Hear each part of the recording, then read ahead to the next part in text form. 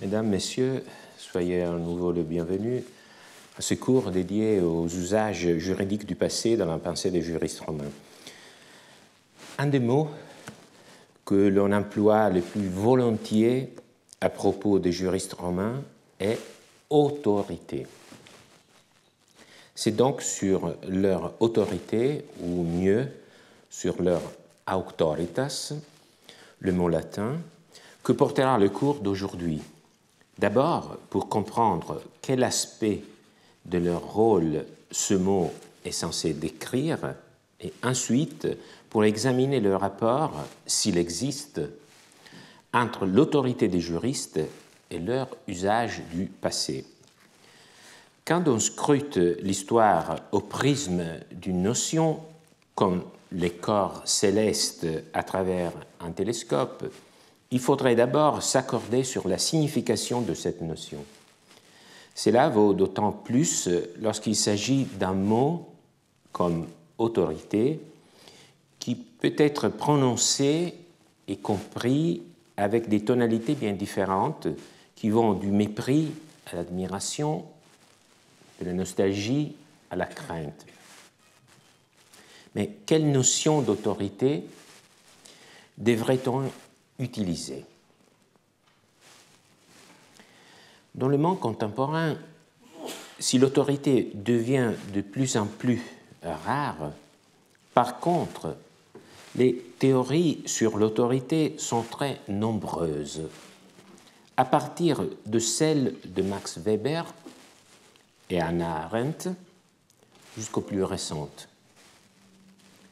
Si je devais en choisir une, j'utiliserais, en raison de sa diffusion, surtout en France, en raison de sa clarté théorique, de son effort d'exhaustivité phénoménologique, celle d'Alexandre Kojève, qui fut publiée de façon posthume en 2004, mais qui était déjà ébauchée en 1942, comme partie d'une plus vaste étude sur la phénoménologie du droit. Ce philosophe français d'origine russe, neveu de Kandinsky, à la vie controversée et qui a renouvelé l'étude de Hegel en France, définit l'autorité comme la possibilité qu'a un agent d'agir sur les autres sans que ces autres réagissent sur lui tout en étant capables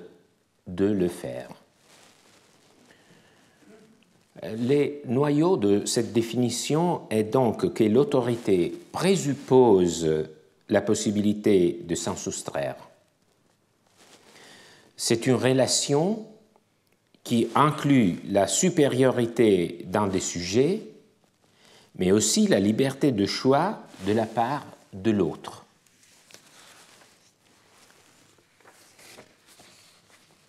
À partir de cette définition, Kojève distingue notoirement 4 types d'autorité.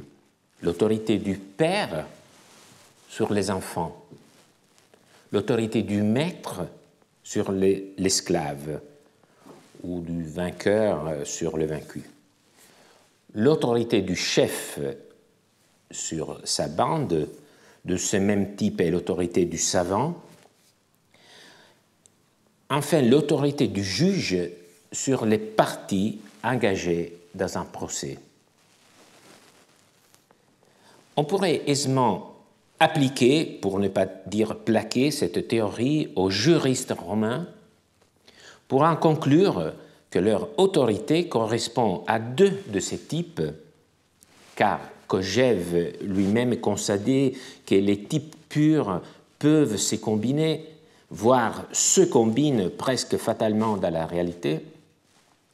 Alors, celle des juristes est d'un côté l'autorité du chef, de celui qui, par rapport aux autres membres du groupe, voit d'avance et plus loin. Car finalement, qu'est-ce que la jurisprudentia, la jurisprudence, sinon la capacité de voir d'avance, prévidere, voire en avance. En outre, leur autorité relève de la même base dont relève l'autorité du juge dans la théorie de Kojève, car les raisonnements des juristes se fondent éminemment sur l'équité. Les juristes eux-mêmes se définissent les experts de l'art du bien et de l'équitable. Je souligne ce mot parce que le cours de l'année prochaine portera sur cette notion qui exprime le désir de justice, l'équité, une histoire romaine de ce critère de justice. Cependant, je me doute bien que cette réduction de l'histoire à la philosophie, si jamais on voulait s'y adonner, ne nous apporterait pas grande chose.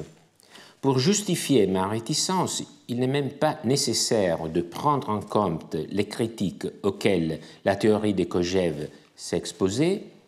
Le vrai obstacle est que toute théorie, et la sienne même plus que les autres, se veut exhaustive, capable d'inclure tous les phénomènes se rapportant à la notion qu'elle adopte dans tous les contextes historiques. Par conséquent, utiliser la théorie de Kojève comme grille d'analyse pour les juristes de la Rome antique ne ferait que gauchir la spécificité aussi souvent rehaussée de l'auctoritas romaine. Car, il ne faut pas l'oublier, c'est de l'auctoritas, c'est un mot qui va revenir plusieurs fois cet après-midi, donc d'un concept ancien que nous devons discuter. Comment alors se munir d'un système à l'intérieur duquel inscrire et comprendre l'auctoritas des juristes romains tout en évitant de se rallier à une théorie moderne? Il n'y a d'autre solution que de se tourner vers les anciens en quête de leur propre vision du phénomène. Il existe au moins 36 textes latins dans lesquels le terme auctoritas est associé au juriste en général ou à un juriste déterminé.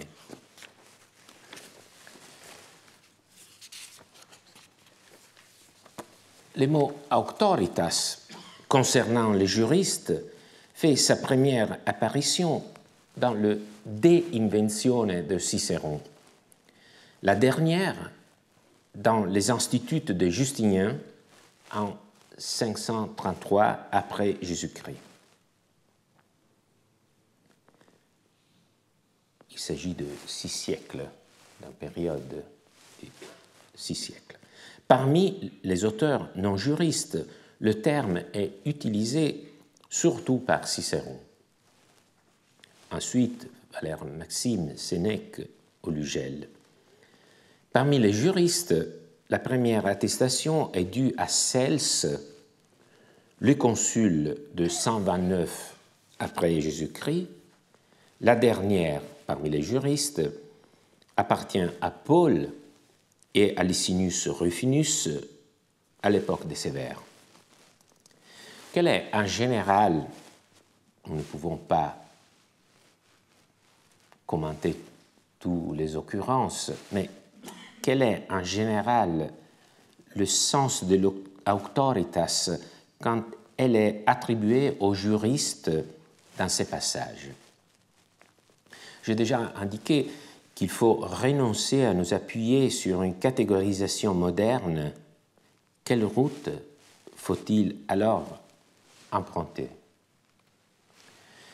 Souvent, lorsqu'on essaye de saisir le mystère de l'auctoritas romaine, on se tourne vers l'étymologie, l'histoire du mot. C'est la voie empruntée, entre autres, par Émile Benveniste dans son magnifique vocabulaire des institutions indo-européennes, issu de ses cours au Collège de France et paru il y a tout juste 50 ans. Les substantifs auctor et auctoritas sont issus du verbe augere. Auctor est le nom d'agent. Auctoritas, avec le suffixe tas, est l'acte ou la condition de celui qui accomplit l'acte d'augere. Et donc, que veut dire augere? Benveniste, par le biais de la comparaison, a montré que le sens véritable de augere n'est pas celui d'augmenter, faire croître, mais celui de faire naître.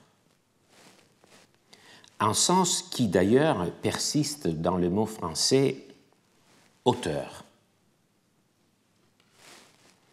Donc, disait Benveniste, l'auctoritas est ce don réservé à peu d'hommes de faire surgir quelque chose et, à la lettre, de produire à l'existence. L'expression peut-être un peu hasardée, mais produire à l'existence. On comprend très bien qu'est-ce qu'il voulait dire. D'où également ces beaux propos de Benveniste: toute parole prononcée avec autorité détermine un changement dans le monde, crée quelque chose. L'étymologie est une science et ses résultats sont souvent éclairants.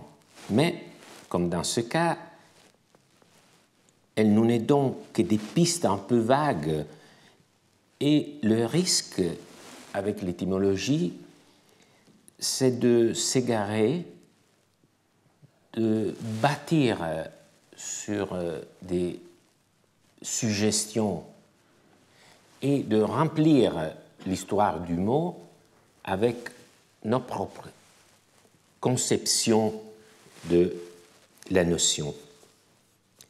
Alors, vous voyez le problème. Comment faut-il lier l'idée de produire à l'existence, d'une part, et le travail des juristes?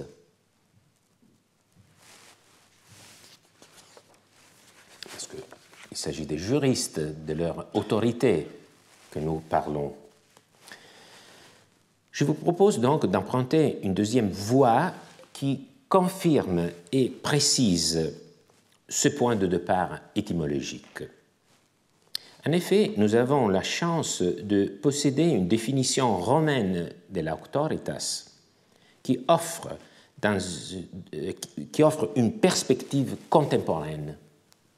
Donc, c'est une théorie, ce qui nous permet de saisir une idée complexive de la notion d'autorité, mais en même temps, il s'agit d'une théorie qui est une théorie ancienne. Il s'agit en particulier d'une théorie rhétorique, c'est très important. C'est une théorie qui a été formulée dans le cadre de la rhétorique. La formulation la plus détaillée en a été développée par Cicéron dans le cadre de la preuve par témoin.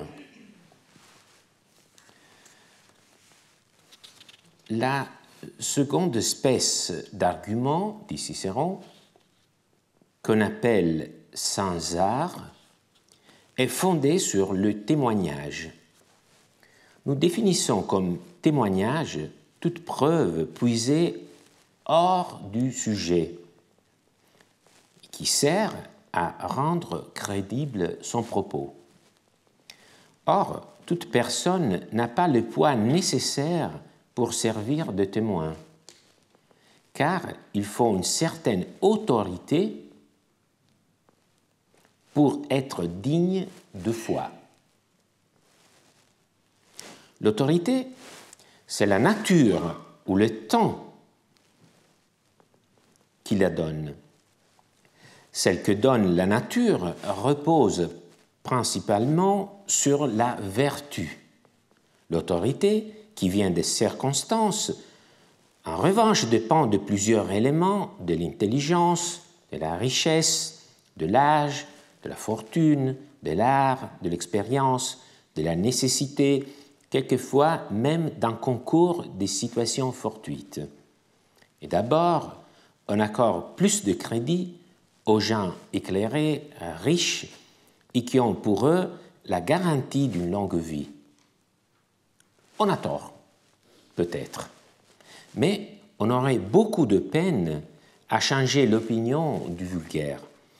Et c'est à cette opinion commune que se conforme toujours à la fois le juge qui prononce une sentence et ceux qui évaluent les particuliers qui donnent son avis. Les autres circonstances que je viens d'énumérer, dit encore Cicéron, n'ont, il est vrai, rien par elles-mêmes de vertu, mais cependant, elles peuvent quelquefois obtenir un grand crédit, surtout si elles se fortifient par l'art et par l'expérience, car le savoir est un grand moyen de persuasion et l'on croit volontiers ceux qui ont de l'expérience. Il s'agit, comme je l'ai dit, d'une définition de l'auctoritas formulée d'un point de vue rhétorique. C'est-à-dire, en tant que notion adaptée à un domaine spécifique, celui de la persuasion. Une brève contextualisation est donc nécessaire. Je m'y adonne d'autant plus volontiers que la rhétorique est une technique de raisonnement et de communication fondamentale pour comprendre la culture romaine et la culture juridique en particulier. Et je me propose d'y revenir dans les années futures. La notion d'autorité, d'auctoritas, est employée et développée par Cicéron à propos de l'invention, c'est-à-dire l'une des 5 phases par lesquelles passe celui qui compose un discours. Outre l'inventio, il y a la dispositio, c'est-à-dire l'ordre du discours, l'elocutio, sa forme verbale, l'actio, la récitation, et enfin la memoria, car un orateur était censé connaître presque par cœur son discours. L'invention, la première de ces phases, est la recherche la plus exhaustive possible de tous les moyens de persuasion relatifs au thème de son discours. Bref, l'orateur doit trouver ses arguments, ses preuves, car invenire signifie justement trouver. L'orateur a à sa disposition 2 types de preuves. Aristote appelle les premières atechnae, soit sans art, inartificielles, extra-rhétoriques, et les secondes entechnae, intra-rhétoriques. Les preuves intra-rhétoriques, intrinsèques, sont créées par l'orateur à partir du thème en discussion. Par exemple, l'amplification d'un détail biographique pour montrer que l'accusé peut avoir commis les crimes qu'on lui attribue. Par contre, l'argumentation extra-rhétorique, inartificielle, artis expert, n'est pas élaborée par l'orateur à partir du sujet même qui est en discussion, mais elle se fonde sur une réalité externe, à partir d'éléments tels qu'une loi, un contrat, un arrêt ou un témoignage.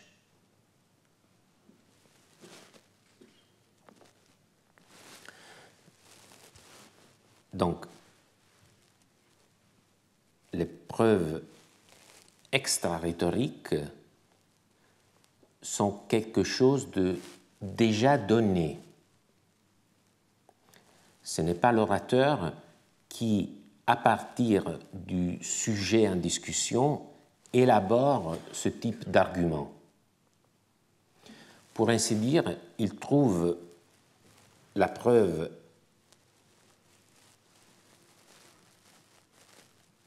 inartificielle déjà formée. Mais cela ne veut pas dire que l'orateur ne doit pas faire l'effort d'intégrer cette preuve dans son discours. Et c'est à ces propos que la rhétorique a développé des préceptes afin que l'orateur puisse tirer profit de ces preuves, si elles sont favorables, bien entendu, à son propos, ou s'en défendre, si elles lui sont défavorables. Cicéron se focalise ici sur les témoignages. Si leur fonction, comme la fonction de toute preuve, est de rendre crédible quelque chose, ce ne sont pas toutes les personnes, par leur témoignage, qui peuvent atteindre ce but. Il faut posséder, nous dit Cicéron, de l'auctoritas. Eh bien, c'est le cœur de cette définition. Que ce passage nous dit-il de l'autorité? Il nous dit qu'elle est la condition d'être digne de foi, d'être porteur d'une parole crédible.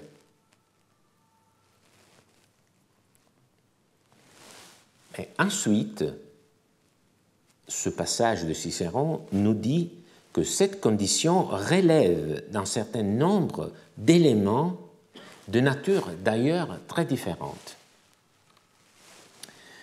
La classification que Cicéron propose de ces éléments dans les topiques, de 73 à 78, le paragraphe, a mis en difficulté les commentateurs. Toutefois, la structure du passage se laisse, à mon sens, déchiffrer si l'on tient compte qu'elle est le produit de deux distinctions différentes. Cicéron classifie les éléments qui font l'autorité, parce qu'il s'agit de classer les éléments qui font l'autorité. C'est ça le sens de ce passage. Donc, il nous dit que l'autorité, c'est la condition d'être porteur d'une parole crédible, mais qu'est-ce que fait qu'une parole soit crédible? Quels sont les éléments? Et comme toujours, Cicéron ne se borne pas à faire une liste, il l'organise aussi. C'est une organisation très compliquée, car elle est le produit de deux différentes distinctions. D'une part, il y a une distinction entre les éléments intrinsèques et permanents qui sont indiqués par les mots natura, nature, et d'autre part, les éléments extrinsèques transitoires, indiqués par les mots tempus, le temps. Ensuite, Cicéron prend en compte de façon plus cachée une deuxième distinction fondée sur la vertu, virtus. Des éléments qui font l'autorité, certains impliquent la vertu, réelle ou apparente, de l'auteur du témoignage, certains en font complètement abstraction.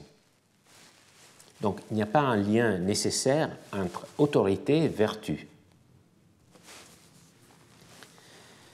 Selon Cicéron, une vertu véritable n'appartient qu'au Dieu. Et c'est cette vertu qui fonde l'autorité des témoignages divins, comme par exemple les oracles et le vol et les chants des oiseaux qui révèlent la volonté de Dieu. Quant aux hommes, certains, par leurs activités, peuvent atteindre une réputation de vertu, c'est-à-dire non pas une vertu véritable, mais seulement une apparence, tels les hommes habiles, riches et qui ont joui d'une reconnaissance de longue durée. Mais même s'ils ne possèdent pas une véritable vertu, néanmoins l'opinion publique les considère comme vertueux. Et cette renommée fait en sorte que leurs témoignages soient considérés comme fiables. Mais, comme je le disais, ni la vertu, ni même l'apparence de vertu ne sont indispensables pour fonder l'autorité d'un témoignage. Par exemple, nous dit Cicéron, une phrase prononcée par une personne qui parle en dormant est souvent jugée très fiable, car involontaire et sincère. De même, les propos d'une personne en état d'ivresse. Ni la somniloquie ni l'ivresse ne sont considérées comme des conditions vertueuses, néanmoins, elles fondent l'auctoritas rhétorique de ce type de témoignage, tout comme la colère ou la peur. Bon, il s'agit de conditions dans lesquelles on peut être amené à dire la vérité. Dans ce cadre complexe tracé par Cicéron, il y a de la place également pour les experts.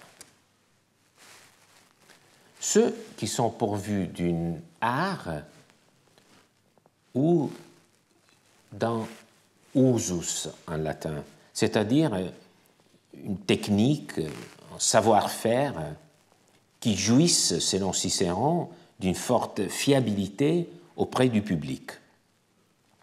Leur autorité, bien que due à leur travail, ne s'appuie pas, cependant, sur la vertu, même pas sur une apparence de vertu. Ils se trouvent, les experts, rangés dans un espace anodin entre le représentant de la vertu et ceux dont l'autorité des témoignages est due à des circonstances externes et en quelques cas même déplorables.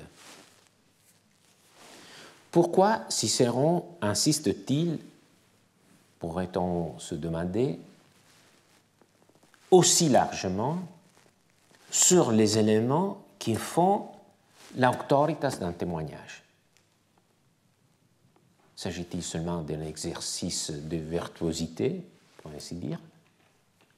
Pourquoi Cicéron insiste-t-il sur les éléments qui font l'autorité? Pas seulement sur la définition de l'autorité, mais aussi sur les éléments. Il faut toujours considérer que la rhétorique était un savoir pratique qui avait pour but d'enseigner à défendre ses idées par le discours. Donc, cette liste bien organisée est le cœur de l'exposé de Cicéron.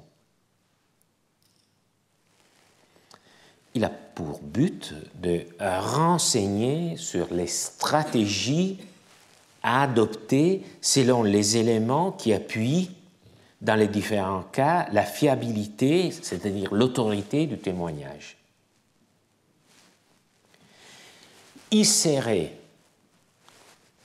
inepte de la part d'un orateur de contester, par exemple, la fiabilité d'un aveu rendu par un esclave sous la torture, un aveu qui était considéré pour vous d'une certaine autorité. C'était la douleur. Mais il aurait été inepte de contester, d'essayer de contester la vérité de l'aveu d'un esclave sous torture par les mêmes arguments et de la même façon que l'on contesterait les témoignages d'un veillard de bonne réputation ou on contesterait le chant d'un oiseau censé témoigner la volonté de Dieu.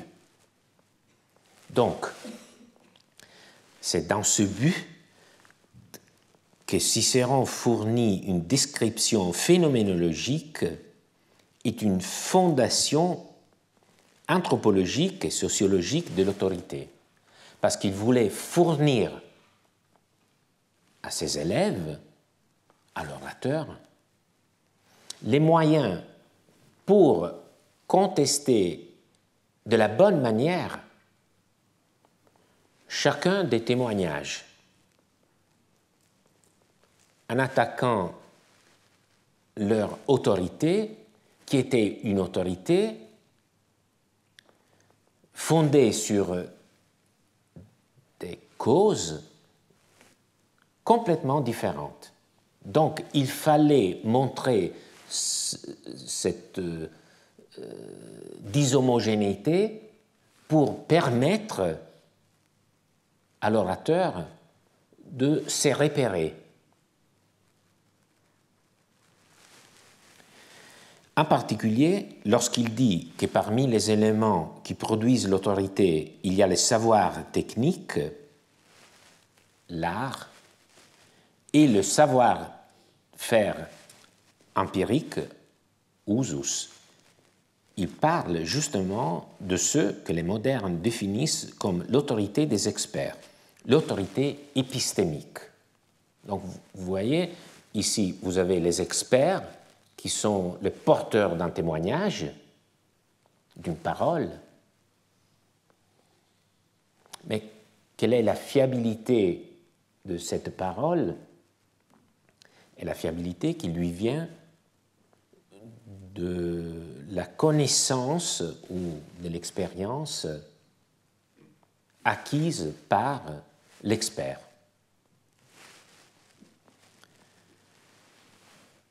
Peut-être que, au but du compte, cette définition de Cicéron ne nous paraît pas surprenante, car, au fond, elle ne diffère pas trop de celle de Kojève, qui définit l'autorité, nous l'avons vu, comme la possibilité qu'a un agent d'agir sur les autres sans que ces autres réagissent sur lui, tout en étant capable de le faire. La définition de Cicéron recoupe également une définition très répandue parmi les historiens de la Rome antique, celle de Elguar, qui disait que ce que les détenteurs de l'autorité ont en commun est de provoquer la fides, c'est-à-dire la confiance dans l'esprit de ceux à qui ils s'adressent. Ce que je voudrais souligner est que Kojève et Elguar sont parvenus à leur définition par des autres voies. Et je pense que mettre au jour leur rapport avec la définition rhétorique de l'autorité fournie par Cicéron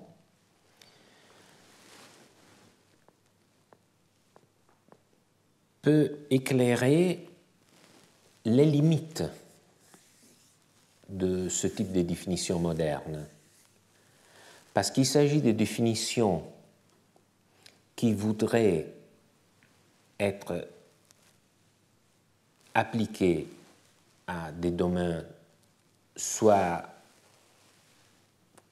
dans le cas de Kojève, presque embrassant la totalité de l'expérience humaine, soit dans le cas d'Elguarch, la politique romaine, mais il s'agit d'une définition qui a une origine bien précise et avec, si vous voulez, un objectif déterminé, le domaine de l'origine de la rhétorique. Donc, je pense que montrer que cette définition de la rhétorique est devenue une définition presque, comment on peut dire, presque généralisée de l'autorité, je pense que peut nous montrer les limites des définitions modernes, en même temps, encore, l'importance de rester en contact avec la tradition, parce que c'est par le biais de la tradition que nous avons le contrôle de ce type de notions. Revenons aux juristes. Selon Cicéron, les juristes, en tant que savants, sont des témoins fiables. Nous l'avons compris, ils sont des experts.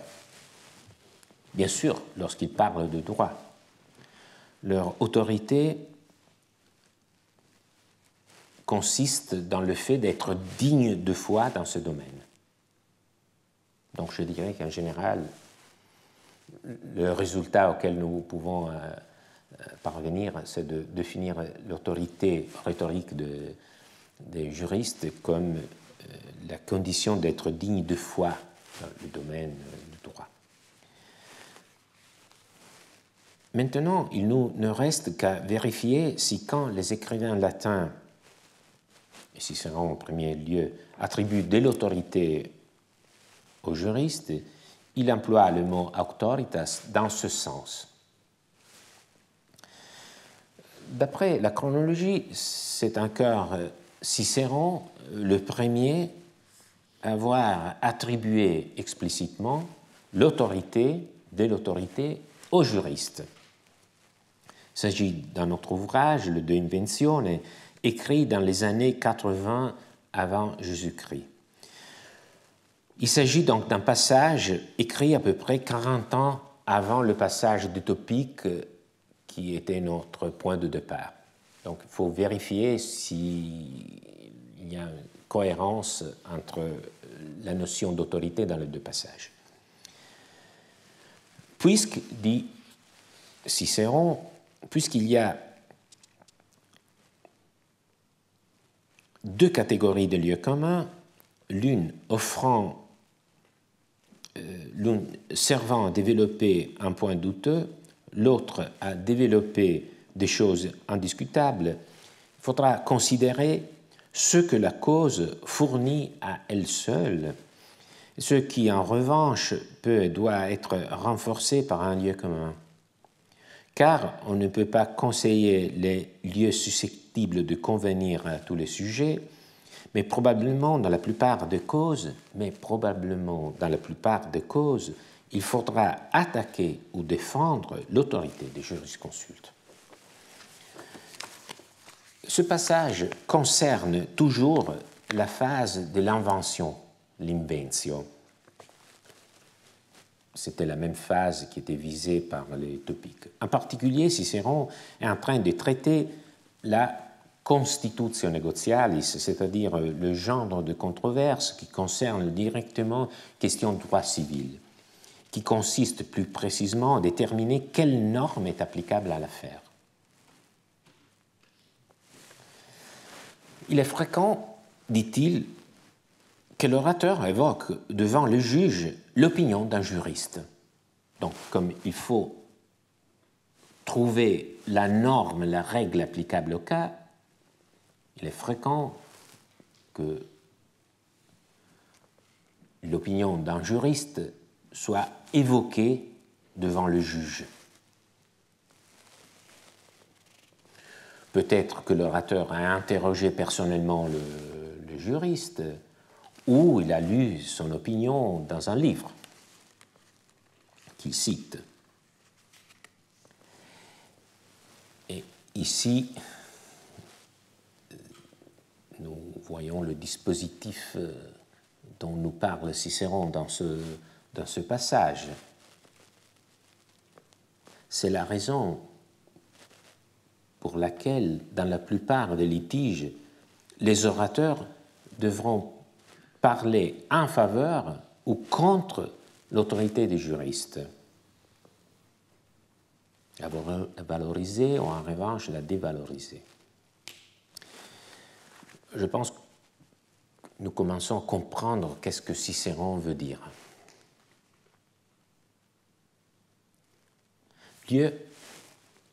Lieu est un terme rhétorique précis. C'est une métaphore. Si vous pensez aux arguments comme s'ils étaient rangés, par exemple, dans des casiers de tiroirs, eh bien, ce sont les lieux où il faut les chercher. D'habitude, dans chaque lieu, il y a un argument qui est favorable à une partie et défavorable à l'autre.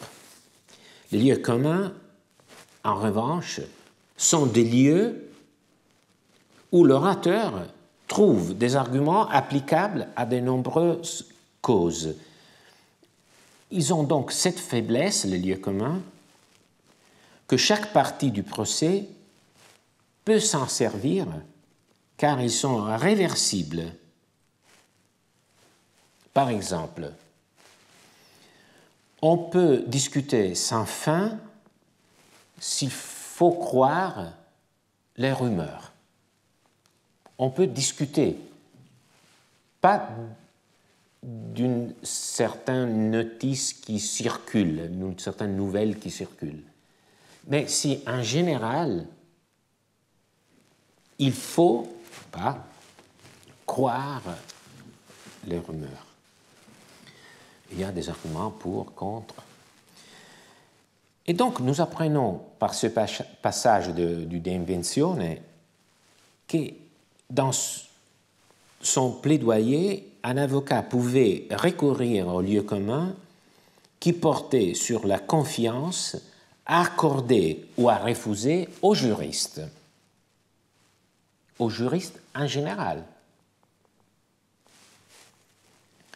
Cela signifie qu'au moment où le De Inventione fut rédigé, l'utilisation des réponses des juristes dans les procès était fréquente. À tel point que Cicéron dit que ce type de lieu commun était utilisé in plerisque, c'est-à-dire presque toujours dans chaque procès.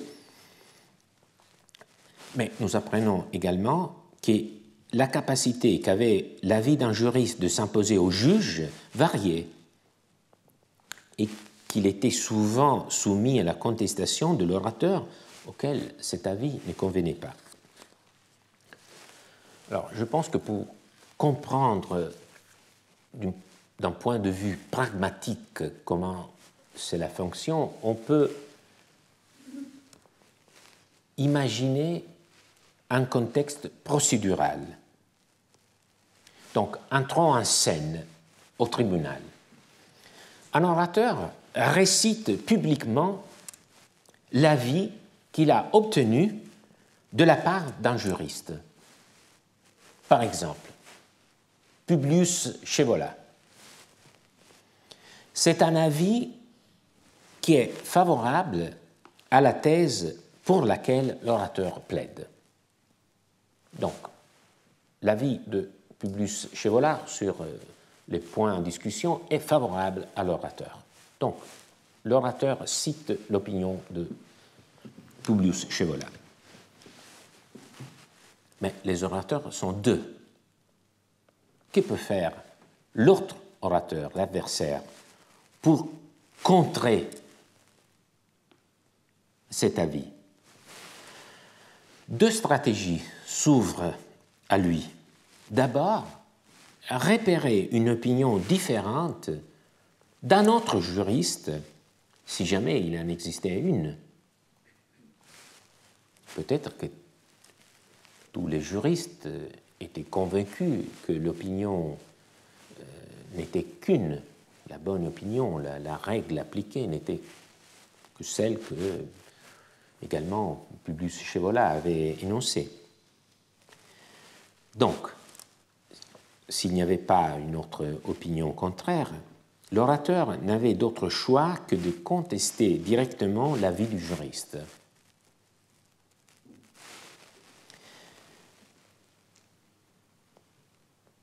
En faisant valoir que c'était une opinion qui n'était pas acceptable et en proposant une différente.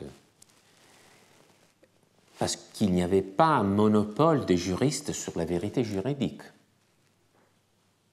Bien entendu, l'orateur était libre de contester la validité de l'opinion, de l'avis d'un juriste.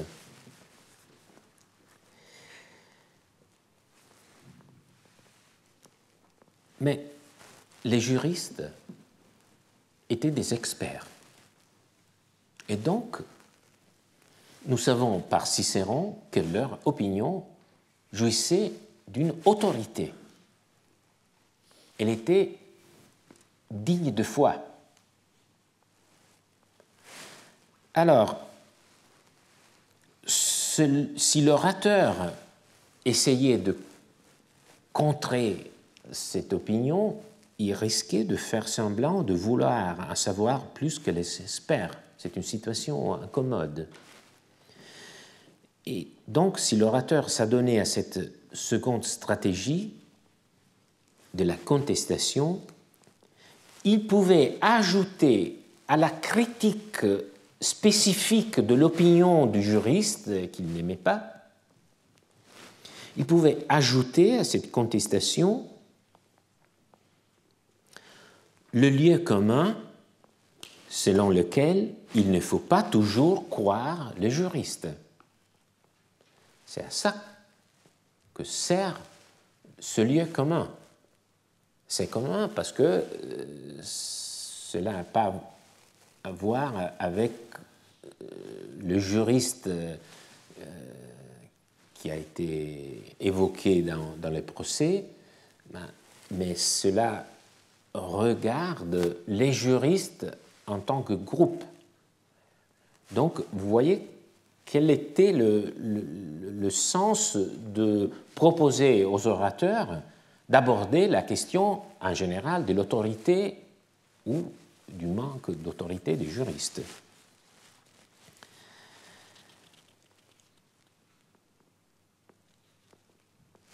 Et vous comprenez en même temps que si l'adversaire, l'orateur,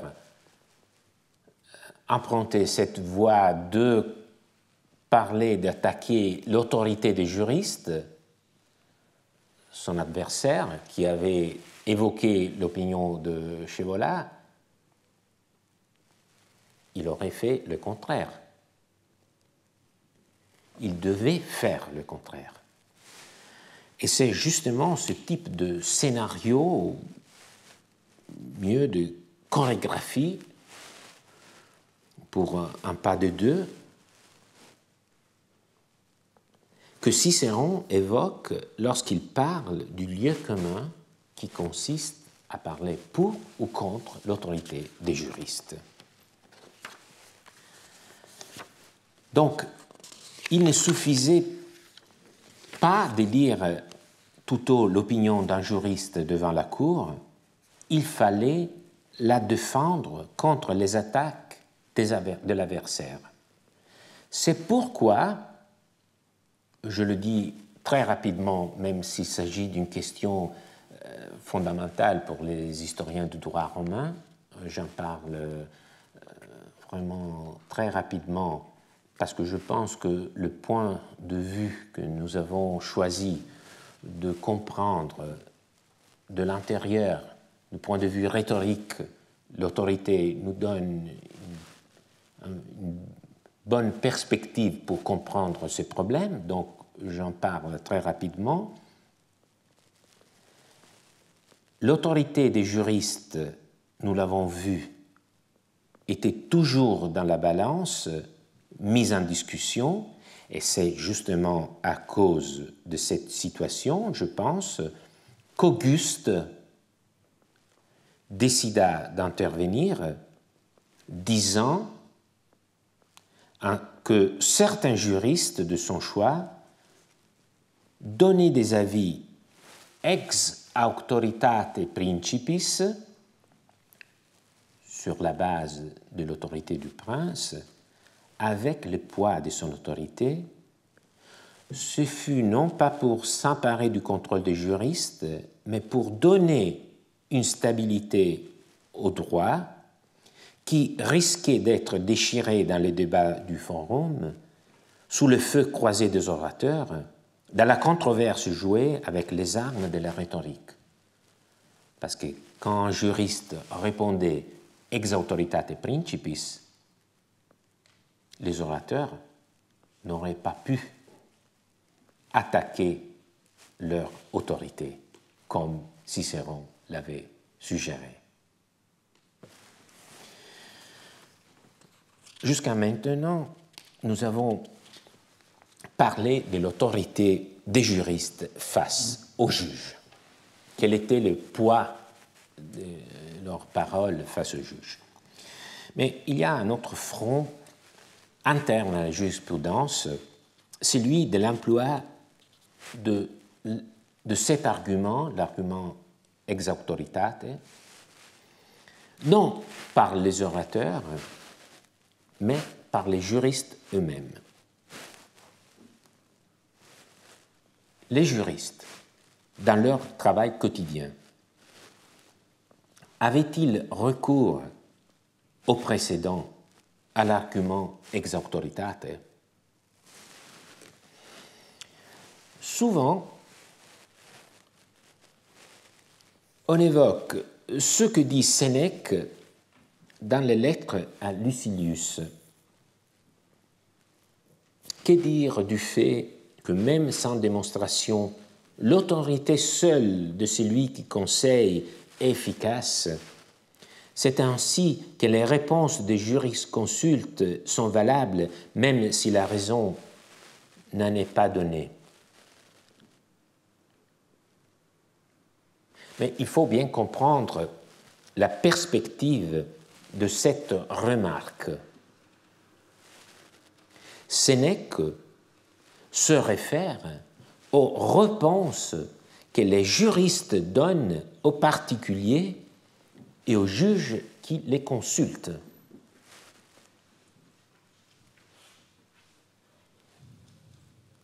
Donc, Sénèque dit que leurs réponses s'appuient sur leur autorité, mais dans la relation avec le public. C'est bien ce que nous avons vu à travers Cicéron. Cicéron nous dit que le public, les juges même, font confiance aux experts.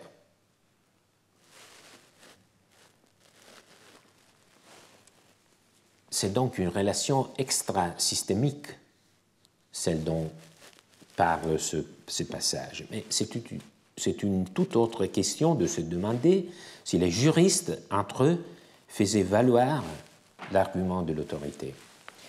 En effet, il suffit de feuilleter le digeste pour s'apercevoir que les juristes, quand ils discutaient entre eux, avaient recours à un vaste répertoire d'arguments. Et je vous conseille un article de Madame Michel Ducos dans Pallas 2005 qui présente ce répertoire. Et parmi ces nombreux arguments se trouvait aussi celui ex auctoritate. Vous voyez quelques exemples. Je pense, dit Ulpien, je pense que l'arbitre peut fixer une échéance pour le paiement. Il paraît que Trebasius est aussi de cette opinion. Donc vous voyez que le nom de Trebasius est évoqué pour appuyer cette règle, cette solution. C'est un argument qui est fondé sur l'autorité de ce juriste ancien. Un esclave en commun peut libérer de la dette par capitulation même un de ses maîtres de la part de l'autre de ses maîtres. C'est car c'est l'avis également de l'Abéon.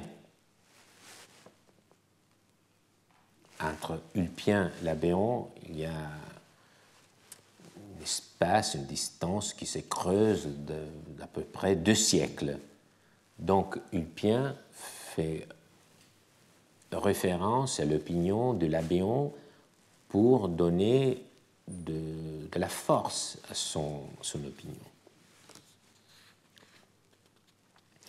En outre, les juristes ont recours à l'argument ex auctoritate collectif. Nous savons très bien qu'ils utilisent souvent l'expression placuit. Ça veut dire que c'était une opinion qui faisait l'unanimité. Mais c'est intéressant de voir que l'argument d'autorité n'était presque jamais utilisé seul. Les juristes avaient recours à l'argument ex auctoritate souvent pour venir renforcer une position comme une deuxième ligne défensive. Dans le même texte, ils offrent une autre justification explicite. Par exemple, Sabinus pense avec raison que même ceux qui ne sont pas associés dans tous leurs biens, mais dans une chose particulière, donc le contrat, il s'agit du contrat de société, c'est une société qui ne comprend pas tous les biens, mais une chose particulière. Mais ce type d'associés, ils doivent néanmoins être condamnés l'un envers l'autre seulement dans la limite de leurs facultés. Donc, c'est un privilège. En effet, cela est très raisonnable car la société forme entre les associés une espèce de régime de fraternité. Alors, vous voyez dans le texte, sans entrer dans les détails, qu'il y a l'opinion de Sabinus, mais à la fin, Ulpien, même en répétant ça, c'est pareil. Peut-être qu'il répète les arguments de Sabinus, mais il montre que ce n'est pas seulement une opinion fondée sur l'opinion, l'avis de Sabinus, mais qu'il y a une raison qui fonde cette solution, c'est ce régime de fraternité qui caractérise le contrat des sociétés en droit romain. Jusqu'à présent, nous avons parlé des juristes en général, en nous demandant si les juges s'est conformaient ou pas à leurs opinions, et en nous demandant si les juristes eux-mêmes, à l'intérieur de leur dialogue, ressentaient le poids de leurs prédécesseurs. Maintenant, nous devons affiner, pour conclure la question, tous les juristes avaient-ils la même autorité? Non, il faut distinguer encore une fois l'autorité vers le public et l'autorité par rapport aux autres juristes. Que dans l'opinion publique, l'autorité des juristes était différenciée est hors de doute.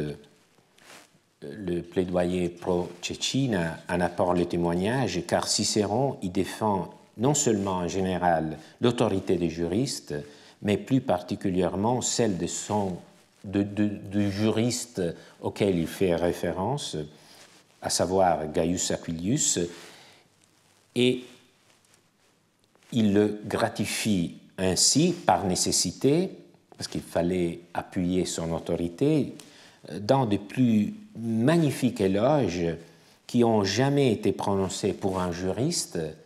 Et ce qui est étonnant est qu'on ne comprend pas souvent on s'équivoque, on ne comprend pas qu'il s'agit d'un éloge rhétorique que Cicéron devait faire parce qu'il était entré dans ce jeu de rhétorique où il fallait défendre l'autorité du juriste auquel il faisait référence. La même chose, c'est-à-dire une autorité différenciée auprès du public, apparaît dans le manuel de Pomponius, dont nous avons parlé lors d'une séance, de 2 séances précédentes, parce qu'il indique, dans le manuel de Pomponius, il est indiqué pour chaque génération à quel juriste le peuple romain reconnaissait la plus grande autorité. Et donc, il est clair que dans un procès, les juristes qui avaient une autorité plus lourde pouvaient convaincre davantage le juge. Mais il faut tourner notre regard vers la jurisprudence. Peut-on dire que même ici, l'on faisait une différence entre juriste et juriste, qu'il y avait un classement en termes d'autorité? Alors, je pense que c'est une expérience commune dans tout domaine intellectuel, que chacun obtient dans son milieu une reconnaissance différenciée. Et je pense que, par exemple, le fait qu'au 1er siècle après Jésus-Christ, il y a eu la création de 2 écoles implique une hiérarchie des maîtres, des élèves, et donc il est clair qu'il y avait une autorité différenciée. Et encore, la fréquence avec laquelle un juriste est mentionné avec approbation par les autres juristes est en soi un indice de son autorité, comme cela se produit aujourd'hui encore avec l'indice de Hirsch qui devrait mesurer l'impact d'un scientifique à travers le nombre de citations de ses travaux. Cependant, les sources, donc il s'agit de considérations un peu générales, mais les sources ne vont pas complètement dans le sens de nos attentes. Tout d'abord, si j'ai bien vu, les juristes n'attribuent de l'autorité, donc ils ne parlent de auctoritas par rapport à des autres juristes que par rapport à ceux qu'ils appellent les veteres. Je ne m'arrête pas sur le thème des veteres, qui sera le thème de la prochaine séance, parce qu'il y a eu un moment où les juristes sont devenus anciens, veteres, aux yeux des autres juristes. Il y a eu une coupure dans la tradition. Donc, on va se poser la question quand, dans toute expérience, le présent cesse, se termine, et nous pouvons distinguer entre le passé et le présent. C'est exactement ce qui s'est passé avec cette distinction entre les juristes du présent et les veteres. Mais si nous sortons des veteres auxquels les juristes les plus récents attribuaient de l'autorité, nous ne trouvons pas des juristes du présent contemporain qui sont gratifiés de ce mot. Peut-être le premier à se livrer à une louange explicite d'un autre juriste, au niveau de notre source, bien entendu, qui peuvent être lacunaires, est donc le premier à se livrer à une louange explicite d'un autre juriste est Modestin au milieu du IIIe siècle, lorsqu'il appelle Scaevola, Servidus Scaevola, Paul et Ulpien, les chefs du cœur des juristes. Ulpien, notamment, le plus grand.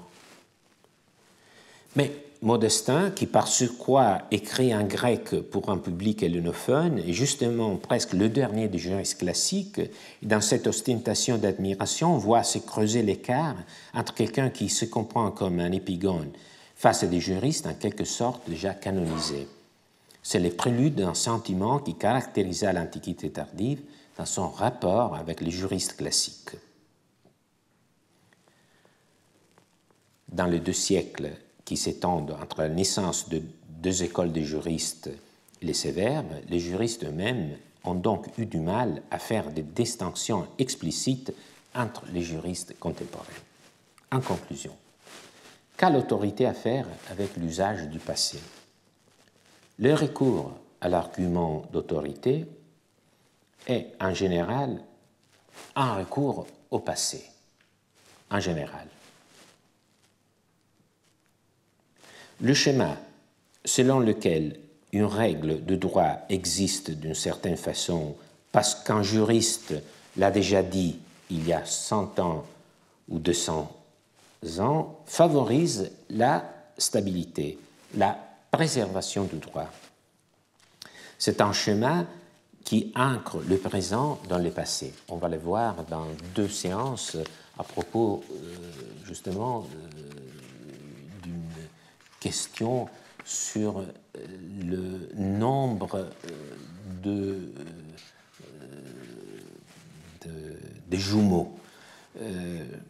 Question très délicate. Mais nous l'avons vu, les juristes romains n'utilisent pas souvent de façon directe l'argument d'autorité. Pour eux, une solution n'est pas rendue valide par le seul fait qu'elle ait été donnée par tel ou tel autre juriste. Mais, c'est ma conclusion, cela ne devrait pas trop nous étonner. Car nous avons appris que pour les anciens, l'autorité des juristes n'est qu'une manifestation de l'autorité définie par la rhétorique, la capacité d'être crédible. Et cette crédibilité dépend pour les juristes de leur raisonnement. Donc, leur autorité vers le public, sur les juges, sur les particuliers, naissait d'une forte discussion entre eux. C'est comme dire que le secret de leur autorité auprès du public, c'était une discussion ouverte entre eux qui ne faisait que peu de place à l'autorité. Merci.